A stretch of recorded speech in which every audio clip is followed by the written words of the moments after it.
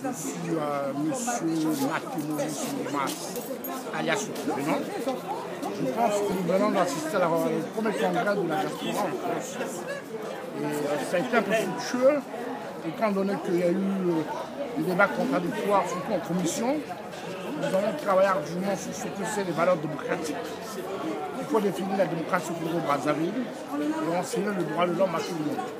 Dans le droit de l'homme, nous avons le droit politique, le droit social, le droit économique, le droit culturel, le droit de l'environnement.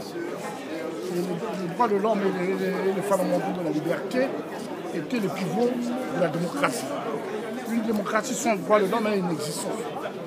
C'est les droits de l'homme qui caractérisent les fondamentaux de la liberté, qui caractérisent une démocratie.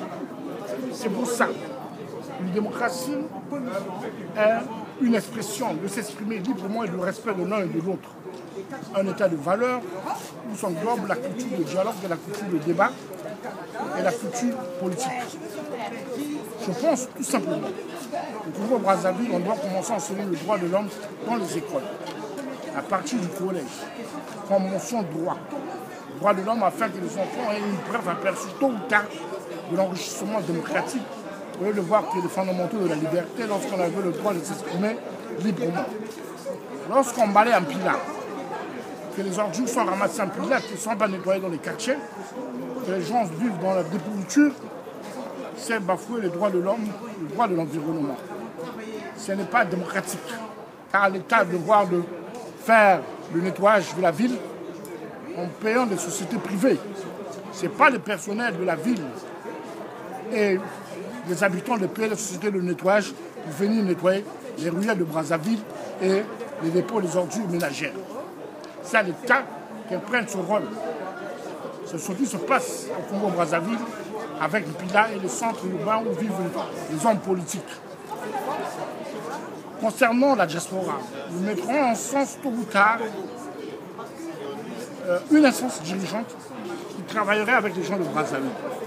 D'une manière telle qu'on travaillera en commun avec le FROCAD IDC, qui est une plateforme à Brazzaville, qui travaille où tout le monde se retrouve. Boao, à Parfait Kola, au Komissanissa, à Monari, nous travaillons avec eux tous. Et à la sortie de Mokoko, nous travaillerons aussi avec eux. Je demande au Premier ministre Sassou Nguesso qu'il n'arrive pas à juger Mokoko, ça fait tant de mois qu'il est en prison. Il n'y a pas de chèque d'inculpation, de montrer au niveau des instances internationales qu'on a failli faire un coup d'État. La sûreté de l'État n'a jamais été attentée, donc c'est un truc de le juger. De faire libérer, comme Ouattara est en train de faire libérer les hommes politiques Côte d'Ivoire pour une véritable réconciliation du peuple et pour la bonne marche de la démocratie.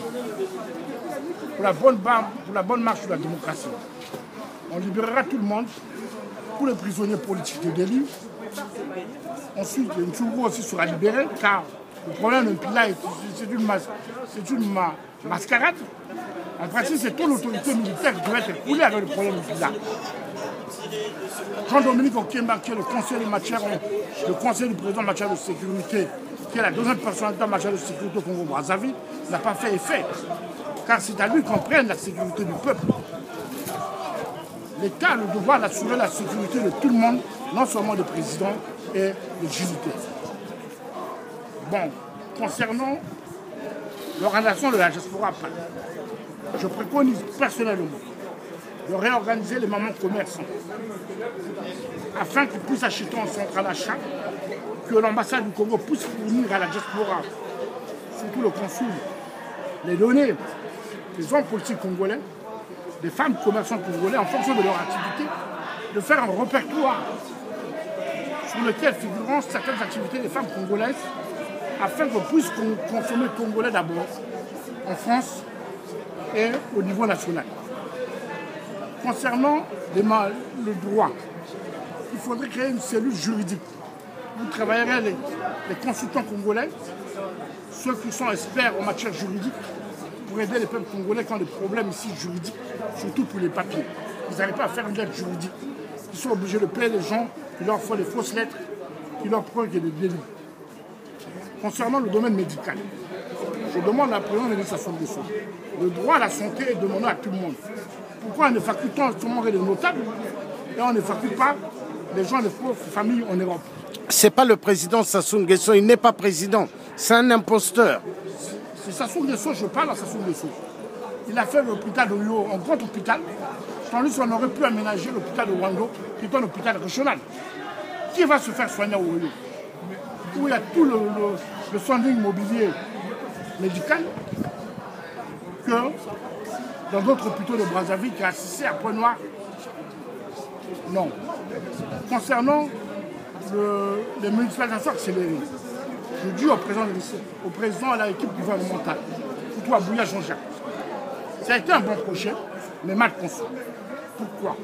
Parce qu'on n'a fait que les routes, on n'a jamais fait des choses pour amortir les routes. Et le chemin d'avenir n'a jamais fait des choses pour amortir les routes. On voulait créer des usines et de nouvelles villes et faire des projets, des inaugurations la même année dans tout le pays. Au lieu de faire construire dans un seul pays, dans une seule ville, que d'autres pays doivent attendre 10 ans pour être développés.